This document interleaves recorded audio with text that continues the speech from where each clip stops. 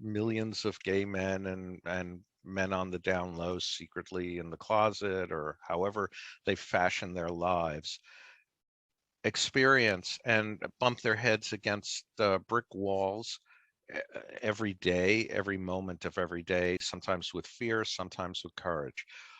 When you're diagnosed with prostate cancer, you're now facing a disease that threatens your life. You were diagnosed with prostate cancer about 15 years ago or so, and well done, you're still alive. What is it that you faced as a gay man that you think is different that straight men face when diagnosed with prostate cancer? Daryl, what I've seen, and when I think about your question, I'd like to take out the words gay man or gay, because what I've seen is, for me, really to be able to deal with my prostate cancer, and when I say deal with it, that is to feel holistic about it, I have to be seen. I can physically see you. I just have to look over my camera a little bit and I can see you. And I don't mean see me like blue top and, brick wall and whatever. I mean, really see me, because what I've seen is out there in the jungle, in nature, if I'm seen, I'm potentially lunch for something. And I think that's built into my DNA, everyone's DNA. So the classic is, if I was invited to go up on stage to give a presentation, suddenly all my fear and anxiety comes out. Whereas when I was sat in the audience, I felt okay. So what is it I feel uncomfortable about? If people had a rifle and were going to shoot me, well, perhaps I should feel uncomfortable, but it's being exposed for being real. And I think that applies not only to gay men, bisexual men, trans women, all men who've got cancer of any sort, Well, who is it that you want to be seen by? Well, first off, I want to be seen by myself. Most of the time, I've been brought up to think it's not good to be seen. So I don't know how to portray myself when I'm being seen. Now, I've got autistic wiring in my brain. And what I found is, and I can see this with other autistic people who are on the autistic spectrum, is that they'll actually say what it is which is in front of them. So if somebody asks me, oh, hi, Martin, not seen you for a little while. How's your prostate cancer going? Which is very unusual for people to say, actually. And I'll say, can't get an erection, can't ejaculate, oh, bye. Far too much information. Now, from my point of view, my autistic brain point of view, I'm answering their question. From their point of view, I'm being seen. And actually, that is very, very scary, because that means, does he want me to engage in this being seen malarkey? Sorry, I'm off. So what are they scared about? Health professionals are the same. They don't want to be seen. If they don't know the answer to something, they've been brought up thinking, hey, I should know this, and I don't want to give the patient the idea that I don't know what I'm talking about. So I'll give all this kind of bluster. And it's like, if you don't know, tell me, and then let's go and find it. Right. One of the things we try to teach doctors and other healthcare providers that come to us for insights and stuff is to ask questions, and to ask questions fearlessly. Don't be afraid. When they see, like, a straight couple or a straight man in front of them, and they're chatting about X, Y, or Z, and the guy's concerned about erectile functioning and sexual intimacy and, this and that.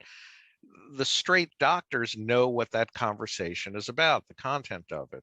They've had it 100 million times prior, since their puberty.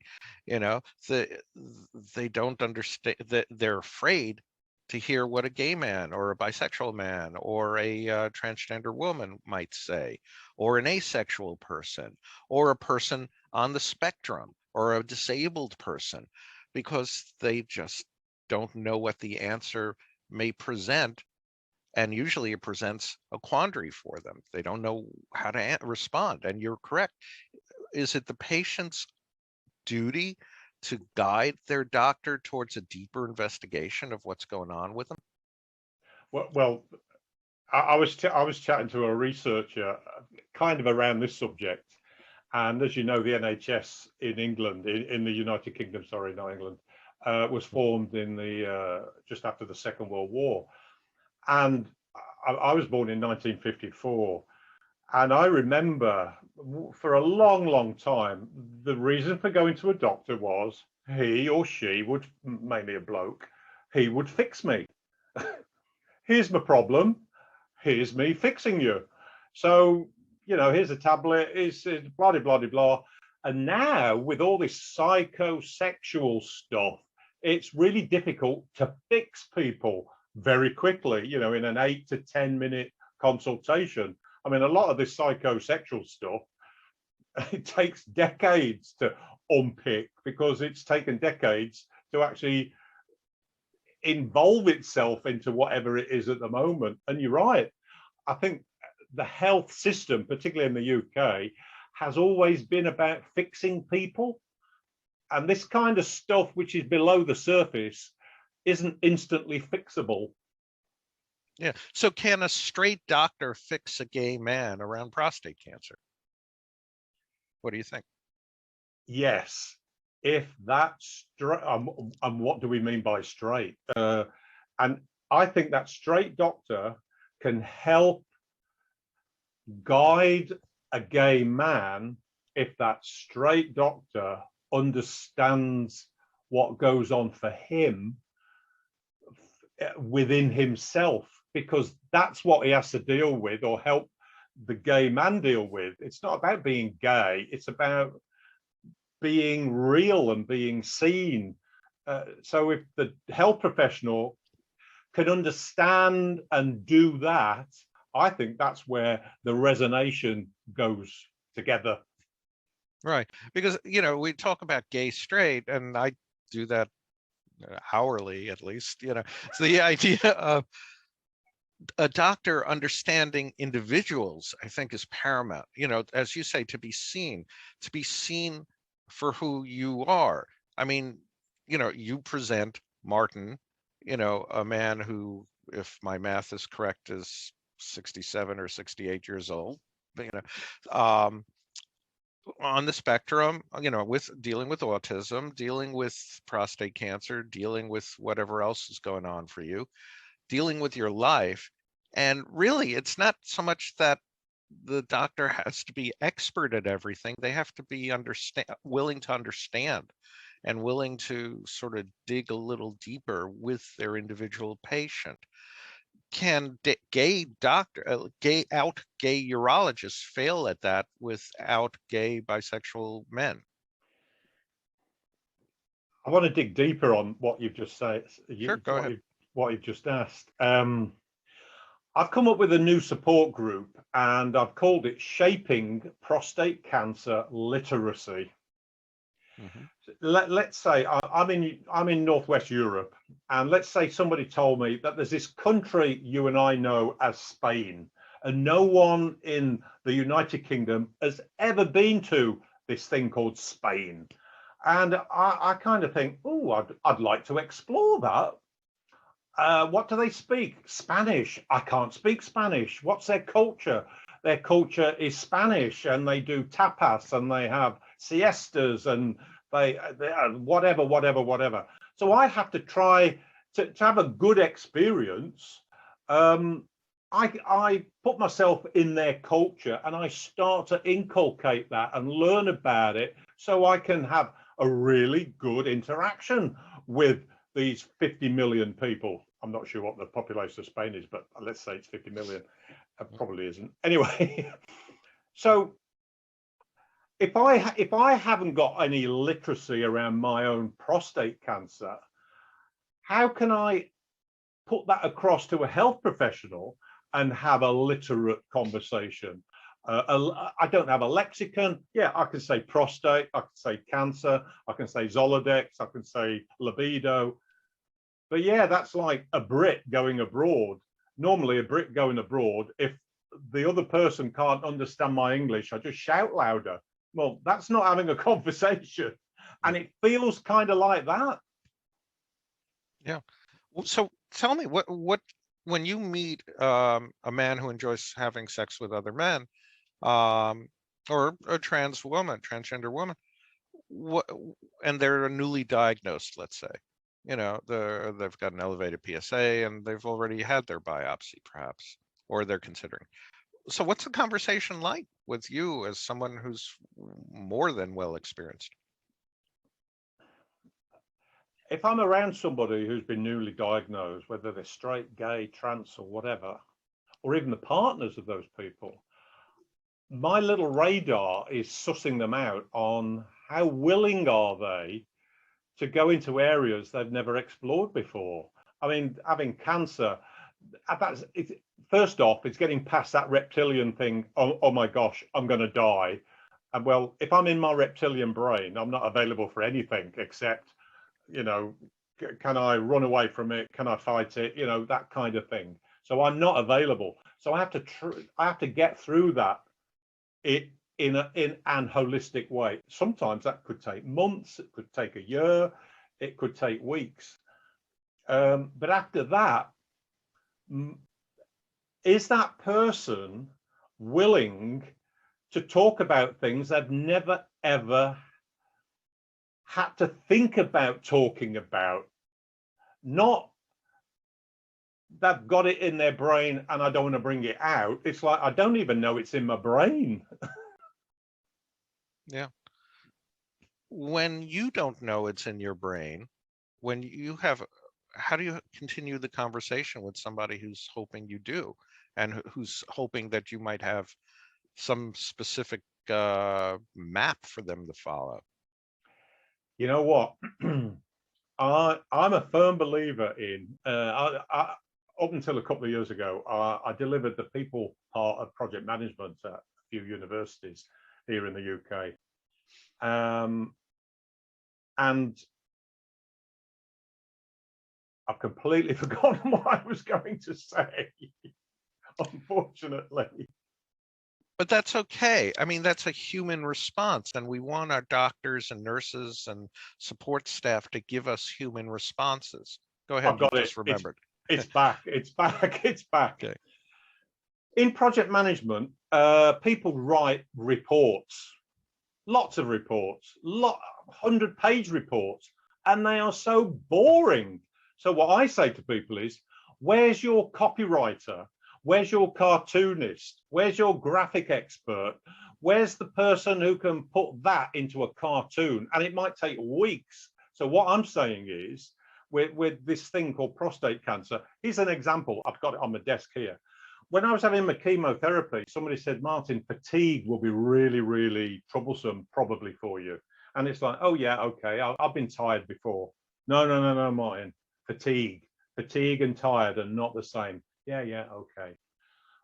I fatigue hit me. And when people ask me, well, what are the side effects of your chemo? I was trying to explain to them what it was. This, to me, helped me. So I was determined to find this little toy I remember as a kid. And where I press this little thing at the bottom, and I'd say, hey, folks, that's fatigue. Suddenly, my Duracell batteries have been taken out. This isn't me just winding down, feeling tired. So what am I saying? What I'm saying is health professionals, cancer charities ought to put the resources in to get things across in ways McDonald's do, and Google and Amazon, where people don't even notice how easy it is to get to grips with that. If I'm given a booklet which has got 50 pages about biochemistry and prostate cancer, it's like, okay, perhaps I can digest it. I've got a couple of degrees, but it's like most people can't digest that. Yeah. No, and your superpower is to distill knowledge into the most visceral and emotionally understandable, attainable way, showing that little giraffe toy. absolutely resonated with everyone that was watching this. I have no doubt of that. What are some of the other ways that you've come up with to explain things? I'm so glad you asked me that. I, I'm not promoting Coca-Cola, but imagine Coke, right? Or a bottle. And so what I've come up with, at the moment, I'm on lifetime Zoladex, chemical castration. And I'd experienced it 8 years before, 10 years before, for 2 years. And I know what it feels like to have no libido.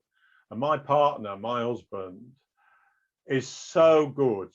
So what I've been coming up with is, if this was regular Coke, which it isn't actually, if that was regular Coke, before I had prostate cancer, I was on a libido classic. So there's my bottle of libido classic. I reckon if I held that, I could talk to you about, hey, this is how I used to do my emotional sex life with a libido. When I was on 2.5 years of Zoladex, actually, I would say I was on libido light. So I couldn't, 80% erection, libido not too good, had to really concentrate and work hard, Cialis, a pump, an injection, that kind of thing. And now I've got libido zero. Now, what does that feel like? And when I've spoken to other people who have prostate cancer, and I know they've never experienced zero libido, they say, oh, yeah, okay, man, I really understand. And I look at them thinking, no, you do not understand.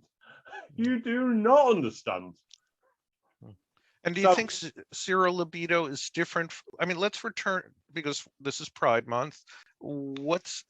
Is there a different experience for, let's just use the term gay men? Is there a different experience for gay men than for heterosexual men around zero libido? My guess is it's the same. Mm-hmm. But because we haven't gone to Spain, to this country where there is no libido, and we've hey, you know what, this is how they do no libido. Isn't that amazing? My sister went to China and she was introduced to deep fried cricket and deep fried tarantula, and it's like, what? What? Well, why am I saying that? I've never eaten a deep fried cricket, so why am I disgusted by it? All these preconceived things. But I mean, and let's not, I mean, you clearly don't mean that Spain is a country of people with no libido. So we don't want people hitting. I'm sorry, Spain. Right. Yes, it's an analogy. Yes. So because who knows what they might say about the UK, So I think you're on point on a lot of this in just sort of suggesting, and correctly, I think, that most things that we sort of might characterize are idiosyncratic to gay men, and to a similar ratio to bisexual men, and et cetera, et cetera. It's common throughout the whole spectrum of people. I mean, if you don't have libido, you're not fulfilling a desire that you can remember, but you don't know what that feels like anymore. That's a gay straight thing. That doesn't matter. I mean, there are some. I mean, the idea of being, that there are like at least a dozen papers now written by friends of mine, and and even a couple I've co-authored, that suggests that shows that there's some statistical significance in the idea that gay men experience emotional distress to a slightly greater extent than heterosexual men. But that number can be true for anything, almost. I mean, if your favorite football team loses, I mean, if you stub your toe, ultimately we're all individuals that want to be seen as you so magnificently state. We want to be seen, and in a very precise way. We want to be seen as Martin Wells or Daryl Middledorf or anyone else out there watching this. We want our doctors to see us, because unless you see us, you don't see how to treat the disease as well as you could. Certainly not as well as if you think there's some global solution to the disease. Does that make sense to you? It does indeed, Daryl. There's a little. I have to work at this. So, as an example, before I started my Lifetimes Holodex, which is about 2.5, 3 years ago now, I said to my husband, who we've been going together now for 6 years, you don't know what's coming. And I remember when I had libido, we get in the shower in the apartment he was in, and it's a very small shower. And it was like, oh, very sexy and whatever, and we'd have a mess, and yeah, great stuff. And then I remember one Sunday morning, he got up and he said, "Do you fancy having a shower?" And I said, "No, it's too small." And then I thought, wow, that's my lack of libido talking. He has needs. And I could see if I'd let that go, more and more we would probably move apart, because he would get in the shower on his own. I wouldn't be bothered. That was a tiny kind of thing. So what I'm saying is I have to put the work in to work at that, not only for me, but for him as well. I've got this little quote. I hope people have heard of Nigella Lawson, or some Gordon Ramsay, famous chef. People want to do what Nigella Lawson does, but they don't want to do what she did, which allows her to do what she does. Mm. So if I want a great relationship and with no libido, oh yeah, that looks great. Yeah, just give me the tablet and it'll be fine. No, I actually have to work on it. I have to watch how I'm doing me. I have to put the work in. Now, if I can make the work joyful, that's great. And I need people to help me through that. No, but it is work. And, the idea of joyful work, joyful effort, taking joy in the effort, in the journey, these are wonderful ideas, because this is part of being alive. It's not like you're getting a tooth pulled. I mean, to have your hormones messed around with and basically enter a state where you have no testosterone, no drive, etc., in service to living longer and defeating the death from prostate cancer and dying at 120, on a metro accident or something. These are goals that are special. I mean, in a way, men diagnosed with prostate cancer, will always say, I don't want that. But once the die is cast, think of the wonderful challenges you have and the success you'll feel when you get past them. Tell me more about, if you don't mind, with your partner, you met 6 years ago, which is to say, or 7 years ago, and you're partnered up now. The idea that you had prostate cancer when you met. What was that? There are many people watching this who are wondering if they'll ever have a relationship again. What was that like early on with you and your partner? Well, there's something I want to add to what you've just said. Sure. I heard somebody say to me, just change one single letter in this word and it'll transform my thinking. As an example, I've got to work on myself. Hey, I get to work on myself. Oh, I've got to take the dog out for a walk. Hey, I get to take the dog out for a walk. And it's like, wow, just changing that one letter can change my whole attitude towards something. Anyway. Yeah. Go ahead. My partner, in my journey of being a gay man, When I was on Grinder and all the other apps, or even before the apps came out, it was about having sex, wham bam, thank you, ma'am. And really, what I didn't realize was what I wanted was sensuality, hugging and touch and kissing and that kind of thing. But my literacy wasn't that well honed. And I am so lucky in meeting, I can't mention his name now because he's a Muslim and he's a gay Muslim. And if anybody ever sort of put two and two together, not a good thing, which is another area which would make an interesting conversation. But he's into me. He's into sensuality. He's into an older guy. He's a much younger guy than me. I'm into younger guys.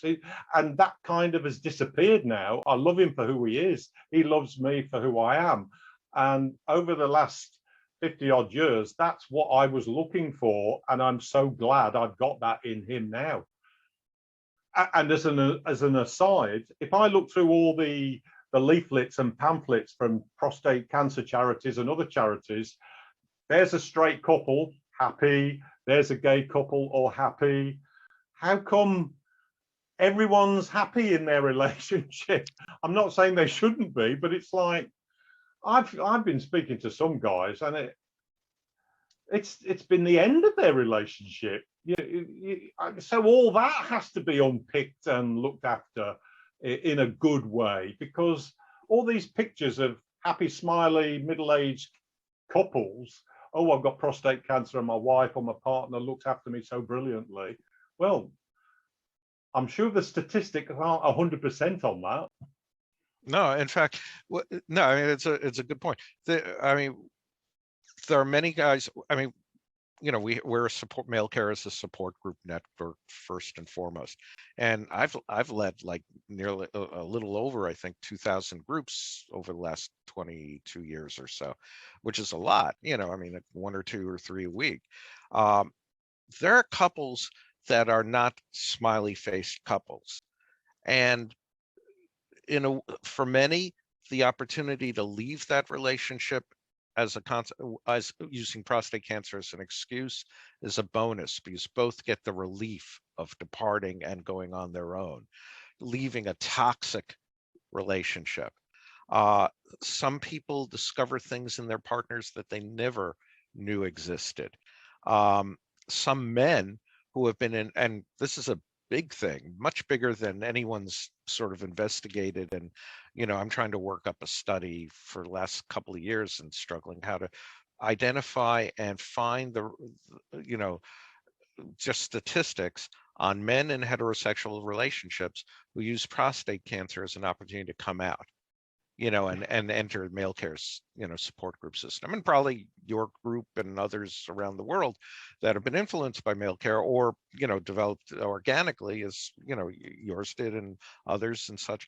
The idea that can't, being faced with, death, like it or not, is an opportunity to say, damn it, this is my last chance to be me, and for joy and glory, I'm going to be me, and that's a good thing, Does that make sense to you? Absolutely. I remember when I first got diagnosed, I can visualize it in my head. And I've been on some really good personal growth courses and workshops for about 25 years. And I remember saying to my mate, who sort of greeted me afterwards, he said, what is, yeah, I've got prostate cancer. And I remember saying to him, wow, I wonder what journeys this is going to allow me to journey on, because I'm hungry enough to push through the stuff I wouldn't have pushed through before. And I think that's again changing the, oh, I've got to do this. Hey, I get to do this. I need support. I need good quality support to hold me in the space when I feel down, and also for somebody to actually say, get a life, Martin, you're doing great.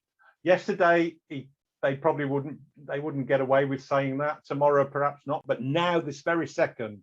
And I think having some 2 or 3 friends, 2 or 3 people who can do that is so powerful. Yeah. Well, as we close this down, I don't want to lose the opportunity to ask you to share how Martin became this extraordinary and leading prostate cancer activist in the UK. This is a real conversation for me, and there aren't that many people who know or are willing to have a real conversation, and that really makes my heart sing when I know you're asking me a real honest question and I'm giving you my real honest answer. That to me is what makes me resonate and sing. Yeah, and not to say that everybody diagnosed with prostate cancer or any disease should, wake up the next morning and figure out how they can do support groups and activism and patient advocacy, because 99.9999% of everything I do, you do, and people like us do is simply about helping people get on with their lives. People should make their own choices, and we should empower people to make their own choices in everything, including what happiness is about for them. You know, cancer sucks. Being diagnosed with prostate cancer sucks. The side effects of treatment suck. Thank goodness we have treatments, that keep us alive, but we want to live longer for a happier life. I hope people feel a little happier as a consequence of listening to the last 30 minutes or so. Thank you for watching. Please watch the other videos and presentations. And Martin, 3 cheers to you. I hope to see you in person sometime soon. And Daryl, 3 cheers for you.